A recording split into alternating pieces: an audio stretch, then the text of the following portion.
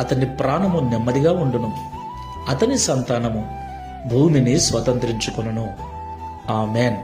నా ప్రియమైన సహోదరి సహోదరులారా, ఈ లోకంలో జీవిస్తున్న మనమందరము కూడా నెమ్మదిగా, సంతోషముగా, సుఖంగా జీవించాలని కోరుకుంటూ ఉంటాం. అందుకొరకు అనేక రకాల ప్రయత్నాలు చేస్తూ ఉంటాం, అనేక మార్గాల గుండా ప్రయాణం చేస్తూ ఉంటాం.